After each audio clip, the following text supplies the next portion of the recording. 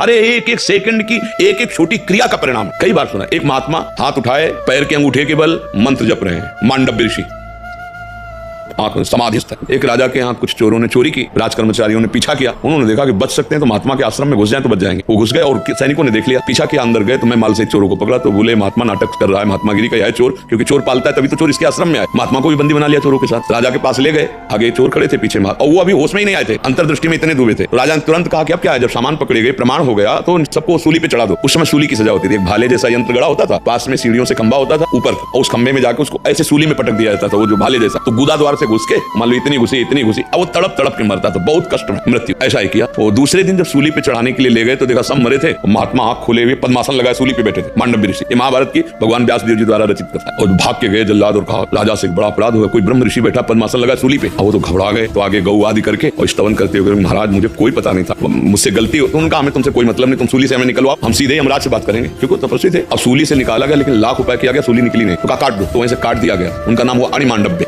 अणिमांड। सीधे अंतर्ध्यान हुए, धर्मराज जी के पास पहुंचे और उनका मुझे होश नहीं कि मैंने कोई पाप किया हो इस जन्म में। भजन परायण हूं, यौवन अवस्था बीत गई, खड़े खड़े भजन करते, ये क्या मुझे क्यों दंड मिला, क्योंकि उतने पावरफुल महात्मा थे। तो उनका ने नाराज मत, उनको दिखाया कि देखो आप 8 वर्ष के थे तब एक तितली होती ना, उसको पकड़ के बमूल का कांटा उसकी गुदा में डाल के छोड़ दिया, वो तड़प तड़प के मरी, उसी का फल आपको इसी जन्म में, क्योंकि इस जन्म आप भगवत प्राप्त हो जाएंगे तो भारी हिसाब आपका होगा। तो आपकी गुदा में बमूल के कांटे जैसे छोड़ा था, ऐसे सूली निकली नहीं, कटवा दी गई। तो उनका गलत सिद्धांत। 8 वर्ष के बालक को क्या ज्ञान। आज से मैं नियम रखता हूँ कि 14 वर्ष तक की अवस्था के बालक के पहले के अपराध नहीं माने जाएंगे, तो स्वीकृत हो गया। पर उनका तुम्हें हम दंड देंगे, तो उनका जाओ तुम मृत्यु लोक में मनुष्य रूप में जन्मो। तो वही भगवान धर्म जी विदुर जी के रूप में, विदुर जी साक्षात धर्मराज है। ऐसे महात्मा को बमूल का कांटा तितली की गुदा में डालने का फल मिला, सूली की सजा। हम लोग क्या करते हैं, छोटे छोटे कोमल पशुओं को भूंज रहे हो, खा रहे हो, दुर्गति होगी देख लेना।